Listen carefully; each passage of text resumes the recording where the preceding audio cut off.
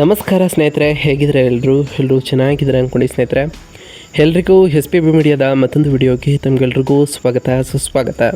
ಸ್ನೇಹಿತರೆ, ಈ 2026ರ ಈ ಒಂದು ವರ್ಷದಲ್ಲಿ ಆಗಸ್ಟ್ 24ರ ನಂತರ ವೃಶ್ಚಿಕ ರಾಶಿಯವರ ಭವಿಷ್ಯ ಹೇಗಿರಲಿದೆ? ಈ ಆಗಸ್ಟ್ ತಿಂಗಳಿನಲ್ಲಿ ಉಂಟಾದಂತಹ ಗ್ರಹ ಸಂಚಾರದ ಬದಲಾವಣೆಯು ಈ ರಾಶಿಯವರ ಜೀವನದಲ್ಲಿ ಏನೆಲ್ಲ ಬದಲಾವಣೆಗಳನ್ನು ತರಲಿದೆ, ಯಾವ ವಿಷಯದಲ್ಲಿ ಶುಭವಾಗಲಿದೆ, ಯಾವುದರಲ್ಲಿ ಬಹಳ ಎಚ್ಚರಿಕೆಯನ್ನು ವಹಿಸಬೇಕು, ಇರುವಂತಹ ಸಮಸ್ಯೆಗಳಿಗೆ ಏನೆಲ್ಲ ಪರಿಹಾರಗಳನ್ನು ಮಾಡಿದರೆ ಒಳ್ಳೆಯದು ಎಂಬುದರ ಸಂಪೂರ್ಣ ಮಾಹಿತಿಯ ಜೊತೆಗೆ ನಿಮ್ಮ ಜೀವನದ ವಿವಿಧ ಅಂಶಗಳಾದಂತಹ ವೃತ್ತಿಯಾಗಿರ್ಬೋದು, ವೈವಾಹಿಕ ಜೀವನ, ಆರ್ಥಿಕ ಸ್ಥಿತಿ, ಕೌಟುಂಬಿಕ ಜೀವನ, ನಿಮ್ಮ ವ್ಯವಹಾರ ಮತ್ತು ಶಿಕ್ಷಣಕ್ಕೆ ಸಂಬಂಧಪಟ್ಟಂತೆ ಏನೆಲ್ಲ ಬದಲಾವಣೆಗಳನ್ನು ಕಾಣಲಿದ್ದೀರಿ ಎಂಬುದರ ಸಂಪೂರ್ಣ ಮಾಹಿತಿಯನ್ನು ಇದೇ ವಿಡಿಯೋದಲ್ಲಿ ತಿಳಿಸ್ಕೊಡ್ತಾ ಹೋಗ್ತೇನೆ ಸ್ನೇಹಿತರೆ. ಅದರಿಂದ ವಿಡಿಯೋನ ಸ್ಕಿಪ್ ಮಾಡದೆ ಇಲ್ಲಿಂದ ಕೊನೆ ತನಕ ನೋಡ್ತಾ ಬನ್ನಿ. ಹಾಗೆ ನಮ್ಮ ಈ ವಿಡಿಯೋ ಇಷ್ಟ ಆಗಿತ್ತು ಅಂದರೆ ವಿಡಿಯೋಗೆ ಒಂದು ಲೈಕ್ ಮಾಡಿ ಸ್ನೇಹಿತರೆ. ಯಾರೇನು ನಮ್ಮ ಚಾನಲ್ನ ಸಬ್ಸ್ಕ್ರೈಬ್ ಮಾಡ್ಕೊಂಡಿಲ್ಲ ಅವರು ಈಗಲೇ ಸಬ್ಸ್ಕ್ರೈಬ್ ಮಾಡ್ಕೊಂಡು ಪ್ರತಿನಿತ್ಯ ವಿಡಿಯೋ ವಾಚ್ ಮಾಡ್ತಿರೋರಿಗೆ ಥ್ಯಾಂಕ್ ಯು ಸೊ ಮಚ್ ಅಂತ ಹೇಳ್ತಾ, ಹಾಗಾದರೆ ಈ ವೃಶ್ಚಿಕ ರಾಶಿಯವರಿಗೆ ಈ ಆಗಸ್ಟ್ ತಿಂಗಳು ಏನೆಲ್ಲ ಬದಲಾವಣೆಗಳನ್ನು ತರ್ತಾ ಬಂದಿದೆ ಎಂಬುದನ್ನು ಒಂದೊಂದಾಗಿ ನೋಡ್ತಾ ಬರೋಣ. ಹೌದು ಸ್ನೇಹಿತರೆ, ಈ ಆಗಸ್ಟ್ ತಿಂಗಳು ವೃಶ್ಚಿಕ ರಾಶಿಯವರಿಗೆ ನಿಮ್ಮ ಸ್ವಾಭಾವಿಕ ಆಳವಾದ ಚಿಂತನೆ ಮತ್ತು ಕಾರ್ಯತಂತ್ರದ ಮನಸ್ಥಿತಿಗೆ ತಕ್ಕಂತೆ ಆಂತರಿಕ ಪರಿವರ್ತನೆ ಮತ್ತು ಗೋಚರ ವೃತ್ತಿ ಜೀವನದ ಯಶಸ್ಸಿನ ಆಳವಾದ ಚಕ್ರವನ್ನು ಪ್ರಾರಂಭಿಸ್ತದೆ ಅಂತಲೇ ಹೇಳ್ಬೋದು. ಅದರಲ್ಲೂ ನಿಮ್ಮ ರಾಶಿಯಾಧಿಪತಿಯಾದಂತಹ ಮಂಗಳನು ಆರಂಭದಲ್ಲಿಯೇ ಗುಪ್ತ ವಿಷಯಗಳ 8ನೇ ಮನೆಗೆ ಪ್ರವೇಶವನ್ನು ಮಾಡುವ ಕಾರಣ ಇದು ಹಂಚಿಕೆಯ ಸಂಪತ್ತು ಮತ್ತು ಹಠಾತ್ ಘಟನೆಗಳ ಸುತ್ತ ತೀವ್ರವಾದಂತಹ ಶಕ್ತಿಯನ್ನು ಹುಟ್ಟುಹಾಕ್ತದೆ. ರಹಸ್ಯಗಳನ್ನು ಬಹಿರಂಗಪಡಿಸಲು ಮತ್ತು ನಿಮ್ಮ ಹಣಕಾಸಿನ ಪಾಲುದಾರಿಕೆಗಳನ್ನು ಸಂಪೂರ್ಣವಾಗಿ ಪುನರ್ರಚಿಸಲು ನೀವು ಪ್ರಬಲವಾದ ಬಯಕೆಯನ್ನು ಅನುಭವಿಸ್ತಾ ಹೋಗ್ತೀರಿ. ಅದರಲ್ಲೂ ಈ ಆಗಸ್ಟ್ 24ರ ನಂತರ ಮಧ್ಯಭಾಗದಲ್ಲಿ ಸೂರ್ಯನು ನಿಮ್ಮ 10ನೇ ಮನೆಗೆ ಪ್ರಬಲವಾಗಿ ಪ್ರವೇಶವನ್ನು ಮಾಡಿರೋ ಕಾರಣ ನಿಮ್ಮ ವೃತ್ತಿ ಜೀವನದ ಮೇಲೆ ಪ್ರಕಾಶಮಾನವಾದಂತಹ ಬೆಳಕು ಚೆಲ್ಲುವುದರ ಮೂಲಕ ನಿಮಗೆ ಪ್ರಶ್ನಾತೀತ ಅಧಿಕಾರವನ್ನು ನೀಡುವುದರ ಮೂಲಕ ಈ ಆಳವಾದ ಆಂತರಿಕ ಕ್ಷೋಭೆಯನ್ನು ಅತ್ಯುತ್ತಮವಾಗಿ ಸರಿದೂಗಿಸಲಿದ್ದಾರೆ ಅಂತಲೇ ಹೇಳ್ಬೋದು. ಅದರಲ್ಲೂ ಉಚ್ಚ ಸ್ಥಾನದಲ್ಲಿ ಇರತಕ್ಕಂತಹ ಗುರುವು ನಿಮ್ಮ 9ನೇ ಮನೆಗೆ ಆಶೀರ್ವಾದ ಮಾಡುವುದನ್ನು ಮುಂದುವರಿಸ್ತಾ ಬರ್ತಾರೆ. ತಾತ್ಕಾಲಿಕ ಮತ್ತು ಹಠಾತ್ ಅಡೆತಡೆಗಳಿದ್ದರೂ ನಿಮ್ಮ ದೀರ್ಘಕಾಲೀನ ಅದೃಷ್ಟವು ಸಂಪೂರ್ಣವಾಗಿ ಸುರಕ್ಷಿತವಾಗಿ ಇರುವುದರಿಂದ ಖಚಿತಪಡಿಸುತ್ತದೆ. ವಕ್ರಸ್ಥಾನದಲ್ಲಿ ಶನಿಯು ಮಕ್ಕಳು ಅಥವಾ ಸೃಜನಶೀಲ ಯೋಜನೆಗಳ ಕುರಿತು ಇನ್ನೂ ದೀರ್ಘಕಾಲಿಕ ವಿಳಂಬವನ್ನು ಉಂಟು ಮಾಡಬಹುದಾದರೂ ಸಂಕೀರ್ಣ ಮತ್ತು ಪರಿವರ್ತನಶೀಲ ಪರಿಸ್ಥಿತಿಗಳನ್ನು ನಿರ್ವಹಿಸುವ ನಿಮ್ಮ ಸಾಮರ್ಥ್ಯಕ್ಕೆ ತಕ್ಕಂತಹ ಪ್ರತಿಫಲವೂ ಕೂಡ ದೊರೆಯುತ್ತದೆ. ಗುಪ್ತ ಬಿಕ್ಕಟ್ಟುಗಳ ಸಮಯದಲ್ಲಿ ನಿಮ್ಮ ಭಾವನಾತ್ಮಕ ಸಂಯಮವನ್ನು ಕಾಪಾಡಿಕೊಳ್ಳುವ ಮೂಲಕ ಈ ತಿಂಗಳನ್ನು ಸಾರ್ವಜನಿಕ ಮನ್ನಣೆ ಬಂದಾಗ ಹೆಮ್ಮೆಯಿಂದ ಮುಂದೆ ನಡೆಸ್ಕೊಳ್ತಾ ಬಂದಿದ್ದೀರಿ. ಇದರಿಂದ ಸಾಕಷ್ಟು ಬದಲಾವಣೆಗಳನ್ನು ಕೂಡ ಈ ರಾಶಿಯವರು ಈ ಆಗಸ್ಟ್ 24ರ ನಂತರವೂ ಕೂಡ ಕಾಣಲಿದ್ದೀರಿ. ಇನ್ನು ಈ ಆಗಸ್ಟ್ ತಿಂಗಳಿನಲ್ಲಿ ಉಂಟಾದಂತಹ ಪ್ರಮುಖ ಗ್ರಹ ಸಂಚಾರಗಳ ಬಗ್ಗೆ ಮಾತನಾಡ್ತಾ ಬರೋದಾದರೆ, ಮೊದಲನೇದಾಗಿ ಸೂರ್ಯಗ್ರಹದ ವಿಚಾರಕ್ಕೆ ಬರೋದಂದರೆ, ನಿಮ್ಮ ವೃತ್ತಿ ಜೀವನದ ಸ್ಥಾನಮಾನ ಮತ್ತು ಸಾರ್ವಜನಿಕ ಖ್ಯಾತಿಯನ್ನು ಗಣನೀಯವಾಗಿ ಹೆಚ್ಚಿಸುವ ಮೊದಲು ಆರಂಭದಲ್ಲಿ ನಿಮ್ಮ ಅದೃಷ್ಟ ಮತ್ತು ತಂದೆಯ ಸಲಹೆಯನ್ನು ಬೆಳಗಿಸಲಿದೆ. ಇನ್ನು ಬುಧಗ್ರಹದ ವಿಚಾರಕ್ಕೆ ಬರೋದಾದರೆ, 8ನೇ ಮನೆಯಲ್ಲಿ ಆರಂಭದಲ್ಲಿ ಆಸ್ತಿ ಅಥವಾ ಪಿತ್ರಾರ್ಜಿತ ಆಸ್ತಿಯ ಕುರಿತು ಹಠಾತ್ ವಿಶ್ಲೇಷಣಾತ್ಮಕ ಚಿಂತನೆಯನ್ನು ಬುಧನು ಪ್ರಚೋದಿಸಲಿದ್ದು, ನಂತರ ಉನ್ನತ ಶಿಕ್ಷಣಕ್ಕೆ ಬದಲಾಗ್ತಾ ಹೋಗ್ತದೆ ಮತ್ತು ಅಂತಿಮವಾಗಿ ನಿಮ್ಮ ವೃತ್ತಿಪರ ಸಂವಹನವನ್ನು ಇದು ಇನ್ನಷ್ಟು ಚುರುಕುಗೊಳಿಸಲಿದೆ ಬುಧನ ಸಂಚಾರವು. ಇನ್ನು ಶುಕ್ರಗ್ರಹದ ವಿಚಾರಕ್ಕೆ ಬರೋದಾದರೆ, ಇಡೀ ತಿಂಗಳು 11ನೇ ಮನೆಯಲ್ಲಿ ನೀಚ ಸ್ಥಾನದಲ್ಲಿ ಇರತಕ್ಕಂಥ ಶುಕ್ರನು ನೆಟ್ವರ್ಕ್ಗಳ ಮೂಲಕ ಸಾಧಾರಣ ಆರ್ಥಿಕ ಲಾಭವನ್ನು ತರಲಿದ್ದಾರೆ. ಆದರೂ ನೀವು ಸಣ್ಣ ಪುಟ್ಟ ವೆಚ್ಚಗಳನ್ನು ಅಥವಾ ಸ್ನೇಹ ಮತ್ತು ಪಾಲುದಾರಿಕೆಗಳಲ್ಲಿ ಸ್ವಲ್ಪ ಘರ್ಷಣೆಯನ್ನು ಕೂಡ ಎದುರಿಸಬೇಕಾಗಬಹುದು. ಇನ್ನು ಮಂಗಳ ಗ್ರಹದ ವಿಚಾರಕ್ಕೆ ಬರೋದಾದರೆ, ಪಾಲುದಾರಿಕೆಗಳನ್ನು ಸಂಕ್ಷಿಪ್ತವಾಗಿ ಚಡಪಡಿಸಿಗೊಳಿಸಿದ ನಂತರ ಗುಪ್ತ ವಿಷಯಗಳೊಳಗೆ ಧುಮುಕ್ತಾ ಹೋಗ್ತವೆ. ಹಠಾತ್ ಘಟನೆಗಳು, ತೀವ್ರ ಪರಿವರ್ತನೆ ಮತ್ತು ಹಂಚಿಕೆಯ ಸಂಪತ್ತಿನ ಬಗ್ಗೆ ಸಂಭಾವ್ಯ ವಿವಾದಗಳನ್ನು ಕೂಡ ತರಲಿದೆ. ಇನ್ನು ಗುರುಗ್ರಹದ ವಿಚಾರಕ್ಕೆ ಬರೋದಾದರೆ, ನಿಮ್ಮ ಅದೃಷ್ಟ, ಉನ್ನತ ಶಿಕ್ಷಣ ಮತ್ತು ಭಾಗ್ಯವನ್ನು ಆಳವಾಗಿ ವಿಸ್ತರಿಸುವುದನ್ನು ಮುಂದುವರಿಸಲಿದೆ. ನಿಮ್ಮ ಕೌಟುಂಬಿಕ ಜೀವನಕ್ಕೆ ಆಳವಾದ ಜ್ಞಾನ ಮತ್ತು ಆರ್ಥಿಕ ಆಶೀರ್ವಾದಗಳನ್ನು ಕೂಡ ತರಲಿದೆ.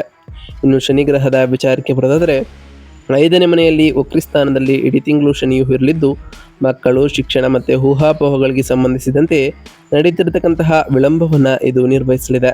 ನಿಮ್ಮ ಸೃಜನಶೀಲ, ಕಠಿಣ ಶಿಸ್ತು ಮತ್ತು ತಾಳ್ಮೆಯನ್ನು ಶನಿಯ ಸಂಚಾರವು ನಿಮ್ಮ ಜೀವನದಲ್ಲಿ ಬಯಸಲಿದೆ ಅಂತಲೇ ಹೇಳ್ಬೋದು.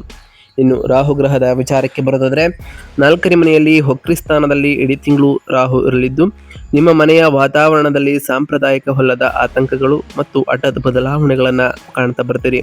ಸಾಂದರ್ಭಿಕವಾಗಿ ನಿಮ್ಮ ಭಾವನಾತ್ಮಕ ಶಾಂತಿಯನ್ನು ಇದು ಭಂಗಗೊಳಿಸಲಿದೆ. ಇನ್ನು ಕೇತು ಗ್ರಹದ ವಿಚಾರಕ್ಕೆ ಬರೋದಾದರೆ, 10ನೇ ಮನೆಯಲ್ಲಿ ವಕ್ರಿ ಸ್ಥಾನದಲ್ಲಿ ಇಡೀ ತಿಂಗಳು ಇರತಕ್ಕಂತಹ ಕೇತು ನಿಮ್ಮ ವೃತ್ತಿ ಜೀವನದ ಅಧಿಕಾರದ ಬಗ್ಗೆ ಆಧ್ಯಾತ್ಮಿಕ ನಿರ್ಲಿಪ್ತತೆ ಮತ್ತು ಗುಪ್ತ ಅಭದ್ರತೆಯನ್ನು ಮೂಡಿಸುವುದನ್ನು ಮುಂದುವರಿಸಲಿದ್ದಾರೆ. ನಿಮ್ಮ ಸಾರ್ವಜನಿಕ ಖ್ಯಾತಿಯ ಬಗ್ಗೆ ಸಾಂದರ್ಭಿಕವಾಗಿ ನಿಮ್ಮನ್ನು ಸಂದೇಹಿಸುವಂತೆ ಮಾಡಲಿದೆ ಅಂತಲೇ ಹೇಳ್ಬೋದು. ಒಟ್ಟಾರೆಯಾಗಿ ಸಾಕಷ್ಟು ಬದಲಾವಣೆಗಳನ್ನು ಈ ರಾಶಿಯವರು ಈ ಆಗಸ್ಟ್ ತಿಂಗಳಿನಲ್ಲಿ ಕಂಡಿರ್ತೀರಿ. ಹಾಗಾದರೆ ಈ ಆಗಸ್ಟ್ 24ರ ನಂತರ ಈ ರಾಶಿಯವರ ವೃತ್ತಿ ಮತ್ತು ಉದ್ಯೋಗದ ವಿಚಾರಕ್ಕೆ ಬರೋದಾದರೆ, ನಿಮ್ಮ 9 ಮತ್ತು 10ನೇ ಮನೆಗಳ ಮೂಲಕ ಬುಧನ ಸಂಚಾರವು ನಿಮ್ಮ ವೃತ್ತಿ ಜೀವನದ ಬೆಳವಣಿಗೆಯನ್ನು ಮತ್ತಷ್ಟು ಬೆಂಬಲಿಸುತ್ತದೆ. ಅದರಲ್ಲೂ ಆಗಸ್ಟ್ 22ರ ನಂತರ ನಿಮ್ಮ ಕೆಲಸದ ಸ್ಥಳದ ಸಂವಹನವು ಹೆಚ್ಚು ಕಾರ್ಯತಂತ್ರ ಮತ್ತು ಮನವರಿಕೆಯನ್ನು ಮಾಡುವಂತೆ ಮಾಡಲಿದ್ದು, ಆಗಸ್ಟ್ 2ರಿಂದ ನಿಮ್ಮ 8ನೇ ಮನೆಗೆ ಮಂಗಳನ ಪ್ರವೇಶವು ಹಠಾತ್ ಕಚೇರಿ, ರಾಜಕೀಯ ಮತ್ತು ಗುಪ್ತ ಕಾರ್ಯಸೂಚಿಗಳಿಗೆ ಅಂಗಯುಕ್ತ ಪ್ರತಿಕ್ರಿಯೆಗಳ ವಿರುದ್ಧ ಎಚ್ಚರಿಕೆಯನ್ನು ಕೂಡ ನೀಡ್ತಾ ಬರ್ತದೆ. ರಹಸ್ಯ ಕಾರ್ಯಸ್ಥಳದ ಯುದ್ಧಗಳಲ್ಲಿ ತೊಡಗಬೇಡಿ, ಬದಲಿಗೆ ನಿಮ್ಮ ಕ್ರಿಯೆಗಳು ಹಠಾತ್ ನಿರಾಶೆಯಿಂದಲ್ಲದೆ ಜ್ಞಾನದಿಂದ ನಡೆಯಲ್ಪಡುವಂತೆ ಖಚಿತಪಡಿಸಿಕೊಳ್ಳಿ. ನಿಮ್ಮ ದೀರ್ಘಕಾಲೀನ ವೃತ್ತಿ ಜೀವನದ ಕಾರ್ಯತಂತ್ರವನ್ನು ಮಾರ್ಗದರ್ಶಿಸಲು 9ನೇ ಮನೆಯಲ್ಲಿ ಉಚ್ಚ ಸ್ಥಾನದಲ್ಲಿ ಗುರು ಇರೋ ಕಾರಣ ಇದು ನಿಮಗೆ ನಿರಂತರ ಮತ್ತು ವಿಸ್ತಾರವಾದಂತಹ ಅದೃಷ್ಟವನ್ನು ತರಲಿದೆ ಅಂತಲೇ ಹೇಳ್ಬೋದು. ಇನ್ನು ವ್ಯಾಪಾರ ಮತ್ತು ಸ್ವಯಂ ಉದ್ಯೋಗದ ವಿಚಾರಕ್ಕೆ ಬರೋದಾದರೆ, ಈ ರಾಶಿಯವರಿಗೆ ಬುಧನು ನಿಮ್ಮ 9 ಮತ್ತು 10ನೇ ಮನೆಗಳ ಮೂಲಕ ಪ್ರಯಾಣಿಸುವಾಗ ಸಂಕೀರ್ಣ ಒಪ್ಪಂದಗಳನ್ನು ಮಾತುಕತೆ ಮಾಡುವ ಮೂಲಕ ಹಾಗೆ ನಿಮ್ಮ ಬ್ರ್ಯಾಂಡನ್ನು ಮಾರುಕಟ್ಟೆಗೆ ತರುವ ನಿಮ್ಮ ಸಾಮರ್ಥ್ಯವು ಗಮನಾರ್ಹವಾಗಿ ಈ ಆಗಸ್ಟ್ 24ರ ನಂತರವೂ ಕೂಡ ಸುಧಾರಿಸಲಿದೆ. ಈ ತಿಂಗಳ ಮಧ್ಯದಲ್ಲಿ ಉಂಟಾದಂತಹ ಕಾನೂನು ಅಥವಾ ಅಂತಾರಾಷ್ಟ್ರೀಯ ವ್ಯಾಪಾರ ಸಮಸ್ಯೆಗಳಿಗೆ ನೀವು ಪರಿಹಾರವನ್ನು ಕೂಡ ಕಂಡುಕೊಳ್ತಾ ಹೋಗ್ತೀರಿ. ನಿಮ್ಮ 11ನೇ ಮನೆಯಲ್ಲಿ ನೀಚ ಸ್ಥಾನದಲ್ಲಿ ಇರತಕ್ಕಂತಹ ಶುಕ್ರನು ನಿಮ್ಮ ವಿಶಾಲ ವ್ಯಾಪಾರ ನೆಟ್ವರ್ಕ್ಗಳಿಂದ ಬರುವ ಆದಾಯವು ಸ್ವಲ್ಪ ವಿಳಂಬವಾಗಬಹುದು ಅಥವಾ ಸಂಗ್ರಹಿಸಲು ಹೆಚ್ಚುವರಿ ಪ್ರಯತ್ನದ ಅಗತ್ಯವೂ ಕೂಡ ಬರ್ಬೋದು. ಪರೀಕ್ಷಿಸದ ಸಂಬಂಧಗಳಿಂದ ತ್ವರಿತ ವಿಶ್ವಾಸಾರ್ಹ ಲಾಭಗಳನ್ನು ಬೆನ್ನಟ್ಟುವುದಕ್ಕಿಂತ ಹೆಚ್ಚಾಗಿ ಸೂರ್ಯನ ಪ್ರಬಲ ಸಂಚಾರದಿಂದ ನಡೆಯಲ್ಪಡುವ ದೀರ್ಘಕಾಲೀನ ಪ್ರತಿಷ್ಠಿತ ಗ್ರಾಹಕರನ್ನು ಭದ್ರಗೊಳಿಸುವತ್ತ ಗಮನವನ್ನು ಹರಿಸ್ತಾ ಬನ್ನಿ. ಇದರಿಂದ ಸಾಕಷ್ಟು ಬದಲಾವಣೆಗಳನ್ನು ನಿಮ್ಮ ವ್ಯಾಪಾರದ ವಿಚಾರದಲ್ಲಿ ಕಾಣ್ತಾ ಬರ್ತೀರಿ. ಇನ್ನು ಧನಲಾಭದ ವಿಚಾರಕ್ಕೆ ಬರೋದಾದರೆ, ಇಡೀ ತಿಂಗಳು ನಿಮ್ಮ 11ನೇ ಮನೆಯಲ್ಲಿ ಕಳೆಯುವ ನೀಚ ಸ್ಥಾನದಲ್ಲಿ ಶುಕ್ರನು ನಿಮ್ಮ ಸ್ಥಾಪಿತ ನೆಟ್ವರ್ಕಿಂಗ್ಗಳ ಮೂಲಕ ಸ್ಥಿರವಾದ ಆದರೂ ಸಾಧಾರಣವಾದಂತಹ ಆದಾಯವನ್ನು ಒದಗಿಸಲಿದ್ದಾರೆ. ಆದರೆ ನೀಚತ್ವದಲ್ಲಿ ಐಷಾರಾಮಿ ವಸ್ತುಗಳ ಮೇಲೆ ಅತಿಯಾದಂತಹ ಖರ್ಚು ಮಾಡುವುದರ ವಿರುದ್ಧ ಅಥವಾ ಸ್ನೇಹಿತರಿಗೆ ಹಣವನ್ನು ಸಾಲವಾಗಿ ನೀಡುವುದರ ವಿರುದ್ಧ ಎಚ್ಚರಿಕೆಯನ್ನು ಕೂಡ ಇದು ನೀಡಲಿದೆ. ಏಕೆಂದರೆ ಈ ಹಣವು ಸುಲಭವಾಗಿ ನಿಮಗೆ ಮರಳಿ ಬರೋದಿಲ್ಲ. ಆರಂಭದಲ್ಲಿ ಸ್ವಂತ 8ನೇ ಮನೆಯಲ್ಲಿ ಬುಧನು ಸಂಕ್ಷಿಪ್ತ ಅವಧಿಯ ಹಳೆಯ ಸಾಲಗಳನ್ನು ಪರಿಹರಿಸಲು ಅಥವಾ ನಿಮ್ಮ ದೀರ್ಘಕಾಲೀನ ಉಳಿತಾಯ ಯೋಜನೆಗಳನ್ನು ಮರುರೂಪಿಸಲು ಅತ್ಯುತ್ತಮವಾಗಿತ್ತು. ಊಹಾತ್ಮಕ ಹೆಚ್ಚಿನ ಅಪಾಯದ ಲಾಭಗಳಿಗಿಂತ ಸಂಪೂರ್ಣ ಭದ್ರತೆಗೆ ಆದ್ಯತೆ ನೀಡುತ್ತಾ ಬಂದರೆ ಈ ತಿಂಗಳು ಹಠಾತ್ ಆರ್ಥಿಕ ಬದಲಾವಣೆಗಳನ್ನು ಕಾಣ್ತಾ ಬರ್ತೀರಿ. ಹಾಗೆ ಈ ವೃಶ್ಚಿಕ ರಾಶಿಯವರಿಗೆ ಚಾಣಕ್ಷತೆಯನ್ನು ಕೂಡ ಬಹಳ ಕಾರ್ಯವನ್ನು ನಿರ್ವಹಿಸಲಿದೆ ಈ ಟೈಮ್ನಲ್ಲಿ ಅಂತಲೇ ಹೇಳ್ಬೋದು. ಇನ್ನು ಆರೋಗ್ಯ ಮತ್ತು ಯೋಗಕ್ಷೇಮದ ವಿಚಾರಕ್ಕೆ ಬರೋದಾದರೆ, ಅದೃಷ್ಟವಶಾತ್ ನಿಮ್ಮ 9 ಮತ್ತು 10 ಮನೆಗಳ ಮೂಲಕ ಸೂರ್ಯನ ಬಲವಾದ ಸಂಚಾರವು ಅತ್ಯುತ್ತಮ ತಿರುಳು ಶಕ್ತಿ ಮತ್ತು ಚೇತರಿಕೆ ಶಕ್ತಿಯನ್ನು ಒದಗಿಸಲಿದೆ. ಉನ್ನತ ಶಿಕ್ಷಣ ಅಥವಾ ಆಧ್ಯಾತ್ಮಿಕ ಅಭ್ಯಾಸಗಳಲ್ಲಿ ತೊಡಗಿಕೊಳ್ಳುವುದು ನಿಮ್ಮ ನರಮಂಡಲವನ್ನು ಆಳವಾಗಿ ಶಾಂತಗೊಳಿಸಲಿದೆ ಅಂತಲೇ ಹೇಳ್ಬೋದು. ನೀವು 5ನೇ ಮನೆಯಲ್ಲಿ ಮುಂದುವರಿಯತಕ್ಕಂತಹ ವಕ್ರಸ್ಥಾನದಲ್ಲಿ ಶನಿಯ ಸಂಚಾರವು ನಿಮ್ಮ ಆಹಾರ ಮತ್ತು ಜೀರ್ಣಕ್ರಿಯೆಗೆ ಸಂಬಂಧಪಟ್ಟಂತೆ ಕಟ್ಟುನಿಟ್ಟಾದಂತಹ ಶಿಸ್ತನ್ನು ಬಯಸಲಿದೆ. ಹೊಟ್ಟೆಯ ಅಸ್ವಸ್ಥತೆಯನ್ನು ತಡೆಯಲು ಭಾರವಾದ ಹಾಗೆ ಮಸಾಲೆಯುತ ಆಹಾರವನ್ನು ತಪ್ಪಿಸ್ತಾ ಬನ್ನಿ. ನಿಮ್ಮ ಒತ್ತಡದ ಮಟ್ಟವನ್ನು ಉದ್ದೇಶಪೂರ್ವಕವಾಗಿ ನಿರ್ವಹಿಸುವ ಮೂಲಕ ಮತ್ತು ಹಠಾತ್ ದೈಹಿಕ ಅಪಾಯಗಳನ್ನು ತಪ್ಪಿಸುವ ಮೂಲಕ ನೀವು ಈ ತಿಂಗಳು ತೀವ್ರವಾದಂತಹ ಪರಿಪೂರ್ಣವಾದಂತಹ ಶಕ್ತಿಗಳನ್ನು ಸುರಕ್ಷಿತವಾಗಿ ಇಟ್ಕೊಳ್ಬೋದಾಗಿದೆ ಅಂತಲೇ ಹೇಳ್ಬೋದು. ಇನ್ನು ಕುಟುಂಬ ಮತ್ತು ವೈಯಕ್ತಿಕ ಸಂಬಂಧಗಳ ವಿಚಾರಕ್ಕೆ ಬರೋದಾದರೆ, ಈ ತಿಂಗಳು ಕೌಟುಂಬಿಕ ಉದ್ವಿಗ್ನತೆಗಳ ಹೊರತಾಗಿಯೂ ವಿಸ್ತೃತ ಕುಟುಂಬ ಮತ್ತು ತಂದೆ ತಾಯಿಗಳೊಂದಿಗೆ ನಿಮ್ಮ ಸಂಬಂಧಗಳು ನಂಬಲಾಗದಷ್ಟು ಬಲವಾಗಿ ಇರಲಿದೆ. ಇದನ್ನು 9ನೇ ಮನೆಯಲ್ಲಿ ಉಚ್ಚ ಸ್ಥಾನದಲ್ಲಿ ಗುರುವು ರಕ್ಷಿಸಲಿದ್ದಾರೆ ಅಂತಲೇ ಹೇಳ್ಬೋದು. ಬುದ್ಧಿವಂತ ಸಲಹೆಯನ್ನು ಕೂಡ ಈ ರಾಶಿಯವರು ಪಡೆದುಕೊಳ್ತಾ ಹೋಗ್ತೀರಿ. ಹಾಗೆ ಈ ತಿಂಗಳ ಆರಂಭದಲ್ಲಿ 9ನೇ ಮನೆಯ ಮೂಲಕ ಸೂರ್ಯನ ಸಂಚಾರವು ದೀರ್ಘ ಪ್ರಯಾಣ ಅಥವಾ ಆಧ್ಯಾತ್ಮಿಕ ಹಿಮ್ಮೆಟ್ಟುವಿಕೆಯನ್ನು ಪ್ರೋತ್ಸಾಹಿಸ್ತಾ ಬಂದಿರುವ ಕಾರಣ ಇದು ಕೌಟುಂಬಿಕ ಒತ್ತಡದಿಂದ ಹೆಚ್ಚು ಅಗತ್ಯವಿರುವ ವಿರಾಮವನ್ನು ಒದಗಿಸಲಿದೆ. ನಿಮ್ಮ ಆಪ್ತ ಸ್ನೇಹಿತರು ಮತ್ತು ಹಿರಿಯ ಸಹೋದರರ ಮೂಲಕ ಸಾಂತ್ವನ ಮತ್ತು ಹಗುರವಾದ ಬೆಂಬಲವನ್ನು ಕೂಡ ಈ ಆಗಸ್ಟ್ 24ರ ನಂತರ ಪಡೆದುಕೊಳ್ತಾ ಹೋಗ್ತೀರಿ. ನಿಮ್ಮ 11ನೇ ಮನೆಯಲ್ಲಿ ನೀಚ ಸ್ಥಾನದಲ್ಲಿ ಶುಕ್ರನು ಇರುವ ಕಾರಣ ಸಾಕಷ್ಟು ಬದಲಾವಣೆಗಳನ್ನು ಕೂಡ ಶುಕ್ರನು ನಿಮ್ಮ ಜೀವನದಲ್ಲಿ ತರಲಿದ್ದಾರೆ ಅಂತಲೇ ಹೇಳ್ಬೋದು. ಇನ್ನು ಶಿಕ್ಷಣ ಮತ್ತು ವಿದ್ಯಾರ್ಥಿಗಳ ವಿಚಾರಕ್ಕೆ ಬರೋದಾದರೆ, ವಿದ್ಯಾರ್ಥಿಗಳಿಗೆ ಆಳವಾದಂತಹ ಪರಿವರ್ತನಶೀಲ ಮತ್ತು ಅತ್ಯಂತ ಯಶಸ್ವಿ ಶೈಕ್ಷಣಿಕ ತಿಂಗಳು ಅಂತಲೇ ಹೇಳ್ಬೋದು. ನಿಮ್ಮ 9ನೇ ಮನೆಯಲ್ಲಿ ಮುಂದುವರಿತಕ್ಕಂತಹ ಉಚ್ಚ ಸ್ಥಾನದಲ್ಲಿ ಗುರುವು ಇರೋ ಕಾರಣ ಅದ್ಭುತವಾದಂತಹ ಆಶೀರ್ವಾದ ಈ ರಾಶಿಯವರಿಗೆ ಸಿಗಲಿದೆ. ನಿಮಗೆ ಅಗಾಧವಾದಂತಹ ಜ್ಞಾನ, ಪರೀಕ್ಷೆಗಳಲ್ಲಿ ಉತ್ತಮವಾದಂತಹ ಅದೃಷ್ಟ, ನಿಮ್ಮ ಶಿಕ್ಷಕರೊಂದಿಗೆ ಬಲವಾದ ಸಂಬಂಧವೂ ಕೂಡ ಏರ್ಪಾಡಾಗ್ತಾ ಬರ್ತದೆ. ಅದರಲ್ಲೂ ನಿಮ್ಮ ಅಧ್ಯಯನಕ್ಕೆ ಪ್ರಾಥಮಿಕ ಸವಾಲು ನಿಮ್ಮ ಬುದ್ಧಿವಂತಿಕೆ 5ನೇ ಮನೆಯಲ್ಲಿ ಇರತಕ್ಕಂತಹ ವಕ್ರಶನಿಯು ನಿಮ್ಮ ನಿರ್ಬಂಧಿತ ಸಂಚಾರವನ್ನು ಮುಂದುವರಿಸುವ ಕಾರಣ ಈ ನಡೆಯತಕ್ಕಂತಹ ಶಕ್ತಿಯು ಶಿಸ್ತುಬದ್ಧ ಪುನರಾವರ್ತನೆಯನ್ನು ಬಳಸಲಿದೆ. ಹಾಗೆ ಕೆಲವೊಮ್ಮೆ ಕಲಿಕೆಯ ಭಾರವಾದ ಹಾಗೆ ಸಂತೋಷವಿಲ್ಲದ ಶ್ರಮದಂತೆ ಭಾವಿಸುವಂತೆ ನಿಮಗೆ ಉಂಟು ಮಾಡಲಿದೆ. ಹೆಚ್ಚುವರಿಯಾಗಿ ನಿಮ್ಮ 11ನೇ ಮನೆಯಲ್ಲಿ ನೀಚ ಸ್ಥಾನದಲ್ಲಿ ಶುಕ್ರನು ಇರುವ ಕಾರಣ ನಿಮ್ಮ ಸಾಮಾಜಿಕ ವಲಯಗಳಿಂದ ಸಣ್ಣ ಪುಟ್ಟ ಗಮನವನ್ನು ಬೇರೆಡೆಗೆ ಸೆಳೆಯಬಹುದು. ನಿಮ್ಮ ಗೆಳೆಯರ ನಾಟಕದಿಂದ ನಿಮ್ಮನ್ನು ನೀವು ಪ್ರತ್ಯೇಕಿಸಿಕೊಳ್ಳಬೇಕು ಮತ್ತು ಗುರುಗಳು ಒದಗಿಸುವ ಬೃಹತ್ ಶೈಕ್ಷಣಿಕ ಅವಕಾಶಗಳ ಮೇಲೆ ಸಂಪೂರ್ಣವಾಗಿ ಗಮನವನ್ನು ಹರಿಸ್ತಾ ಬಂದರೆ ಉತ್ತಮವಾದಂತಹ ಯಶಸ್ಸನ್ನು ಕಾಣ್ತಾ ಬರ್ತೀರಿ. ನಿಮ್ಮ ಆಳವಾದ ಬುದ್ಧಿವಂತಿಕೆಯನ್ನು ನೀವು ನಂಬ್ತಾ ಬನ್ನಿ. ಗಮನಾರ್ಹ ಯಶಸ್ಸನ್ನು ಸಾಧಿಸಲು ಕಠಿಣ ಅಧ್ಯಯನದ ವೇಳಾಪಟ್ಟಿಯನ್ನು ಬಳಸಿ. ಇದು ಸಾಕಷ್ಟು ಅನುಕೂಲಕರವಾಗಿರಲಿದೆ ಅಂತಲೇ ಹೇಳ್ಬೋದು. ಒಟ್ಟಾರೆಯಾಗಿ ಸಾಕಷ್ಟು ಬದಲಾವಣೆಗಳನ್ನು ಈ ಆಗಸ್ಟ್ 24ರ ನಂತರವೂ ಕೂಡ ಈ ವೃಶ್ಚಿಕ ರಾಶಿಯವರು ಕಾಣ್ತಾ ಬರ್ತೀರಿ ಅಂತಲೇ ಹೇಳ್ಬೋದು.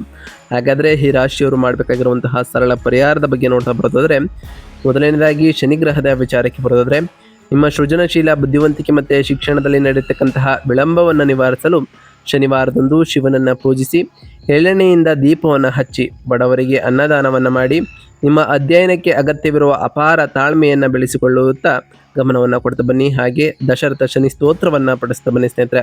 ಪ್ರತಿ ಶನಿವಾರದಂದು ಓಂ ಶಂ ಶನೈಶ್ವರಾಯ ನಮಃ ಎಂಬ ಮಂತ್ರವನ್ನು ಕೂಡ ಜಪಿಸ್ತಾ ಬನ್ನಿ ಅಂತಲೇ ಹೇಳ್ಬೋದು. ಹಠಾತ್ ಅಡೆತಡೆಗಳನ್ನು ನ್ಯಾವಿಗೇಟ್ ಮಾಡಲು ಮತ್ತು ನಿಮ್ಮ ಹಂಚಿಕೆಯ ಸಂಪನ್ಮೂಲಗಳನ್ನು ರಕ್ಷಿಸಲು ಮಂಗಳವಾರದಂದು ಸುಬ್ರಹ್ಮಣ್ಯ ಸ್ವಾಮಿಯನ್ನು ಪ್ರಾರ್ಥಿಸಿ ಕೆಂಪು ಹೂವುಗಳಿಂದ ಅರ್ಪಿಸಿ ಸ್ನೇಹಿತರೆ. ತೊಗರಿ ಬೇಳೆಯನ್ನು ದಾನ ಮಾಡಿ ಮತ್ತು ಆಘಾತಕಾರಿ ಅಪಘಾತಗಳು ಮತ್ತು ತೀವ್ರ ವಿವಾದಗಳನ್ನು ತಡೆಯಲು ಸುಬ್ರಹ್ಮಣ್ಯಾಷ್ಟಕ ಮಂತ್ರವನ್ನು ಜಪಿಸ್ತಾ ಬನ್ನಿ. ನಿಮ್ಮ ಮನೆಯ ವಾತಾವರಣದಲ್ಲಿ ನಡೀತಕ್ಕಂತಹ ಆತಂಕಗಳು ಮತ್ತು ಅಡೆತಡೆಗಳನ್ನು ಶಾಂತಗೊಳಿಸಲು ಶನಿವಾರದಂದು ದುರ್ಗಾದೇವಿಯನ್ನು ಪೂಜಿಸಿ ಉದ್ದಿನ ಬೇಳೆಯನ್ನು ದಾನ ಮಾಡಿ ಬಡವರಿಗೆ ಕಂಬಳಿಗಳನ್ನು ವಿತರಿಸಿ. ಹಾಗೆ ನಿಮ್ಮ ಭಾವನಾತ್ಮಕ ಶಾಂತಿಯನ್ನು ಮರಳಿ ಪಡೆಯಲು ದುರ್ಗಾ ಸಪ್ತಸ್ತುತಿಯನ್ನು ಪಠಿಸ್ತಾ ಬನ್ನಿ ಸ್ನೇಹಿತರೆ. ಹಾಗೆ ಪ್ರತಿ ಶುಕ್ರವಾರದಂದು ತಾಯಿ ಜಗನ್ಮಾತೆಯಾದಂತಹ ಲಕ್ಷ್ಮೀದೇವಿಗೆ ಪೂಜೆಯನ್ನು ಸಲ್ಲಿಸಿ ಲಕ್ಷ್ಮೀದೇವಿಗೆ ಪ್ರಿಯವಾಗಿರುವಂತಹ ಬಿಳಿ ಹೂಗಳನ್ನು ಇಟ್ಟು ಪೂಜೆಯನ್ನು ಸಲ್ಲಿಸೋದ್ರಿಂದ ನಿಮ್ಮ ಮನೆಯಲ್ಲಿ ಸುಖ ಸಮೃದ್ಧಿಯ ಜೊತೆಗೆ ಸಂಪತ್ತು ಕೂಡ ಹೆಚ್ಚಾಗಲಿದೆ. ಪ್ರತಿ ಗುರುವಾರದಂದು ಓಂ ಗುರುಭ್ಯೋ ನಮಃ ಎಂಬ ಮಂತ್ರವನ್ನು ಜಪಿಸಿ. ಇದರಿಂದ ಆ ಗುರುದೇವರ ಆಶೀರ್ವಾದವೂ ಕೂಡ ಸಿಗಲಿದೆ. ಹಾಗೆ ಪ್ರತಿ ಮಂಗಳವಾರದಂದು ಓಂ ಅಂಗರಾಯಕಾಯ ನಮಃ ಎಂದು ಮಂತ್ರವನ್ನು ಜಪಿಸಿ ಸ್ನೇಹಿತರೆ. ನಾವು ತಿಳಿಸ್ಕೊಟ್ಟಿರುವಂತಹ ಈ ಎಲ್ಲ ಸರಳ ಪರಿಹಾರಗಳನ್ನು ಈ ರಾಶಿಯವರು ಮಾಡಿದ್ದೇ ಆದರೆ ಸಾಕಷ್ಟು ಬದಲಾವಣೆಗಳನ್ನು ಕಾಣ್ತಾ ಬರ್ತೀವಿ ಅಂತ ಹೇಳ್ತಾ ಇದಾಗಿತ್ತು ಇವತ್ತಿನ ಒಂದು ವಿಡಿಯೋ ಸ್ನೇಹಿತರೆ. ವಿಡಿಯೋ ಇಷ್ಟ ಆಗಿತ್ತು ಅಂದರೆ ವಿಡಿಯೋಗೆ ಒಂದು ಲೈಕ್ ಮಾಡಿ. ಯಾರೇನು ನಮ್ಮ ಚಾನಲ್ನ ಸಬ್ಸ್ಕ್ರೈಬ್ ಮಾಡ್ಕೊಂಡಿಲ್ಲ ಅವರು ಈಗಲೇ ಸಬ್ಸ್ಕ್ರೈಬ್ ಮಾಡ್ಕೊಂಡು ಪ್ರತಿನಿತ್ಯ ವಿಡಿಯೋ ವಾಚ್ ಮಾಡ್ತಿರೋರಿಗೆ ಥ್ಯಾಂಕ್ ಯು ಸೊ ಮಚ್ ಅಂತ ಹೇಳ್ತಾ, ಹಾಗೆ ಕಮೆಂಟ್ನಲ್ಲಿ ಓಂ ಶನೈಶ್ವರಾಯ ನಮಃ, ಓಂ ಅಂಗರಾಯಕಾಯ ನಮಃ, ಓಂ ಗುರುಭ್ಯೋ ನಮಃ, ಓಂ ಲಕ್ಷ್ಮೀನಾರಾಯಣಾಯ ನಮಃ, ಓಂ ರಾಹುಕೇತುವೇ ನಮಃ, ಓಂ ಸುಬ್ರಹ್ಮಣ್ಯಾಯ ನಮಃ ಎಂದು ಕಮೆಂಟ್ ಮಾಡಿ ಸ್ನೇಹಿತರೆ. ಶನಿದೇವರು, ಮಂಗಳದೇವ, ಗುರುದೇವ, ಲಕ್ಷ್ಮೀನಾರಾಯಣ, ಸೂರ್ಯದೇವ, ರಾಹುಕೇತು ಹಾಗೆ ಸುಬ್ರಹ್ಮಣ್ಯ ದೇವ ನಿಮಗೆ ಆಯುಷ್ಯ ಆರೋಗ್ಯ ಸಮೃದ್ಧಿಗಳನ್ನು ಕೊಟ್ಟು ಕಾಪಾಡಲಿ ಅಂತ ಆ ದೇವರಲ್ಲಿ ಕೇಳ್ಕೊಳ್ತಾ ಇವತ್ತಿನ ಒಂದು ವಿಡಿಯೋನ ಮುಗಿಸ್ತಿದ್ದೀನಿ ಸ್ನೇಹಿತರೆ. ಸಿಗ್ತೀನಿ ಮತ್ತೊಂದು ವಿಡಿಯೋದೊಂದಿಗೆ. Thank you for watching.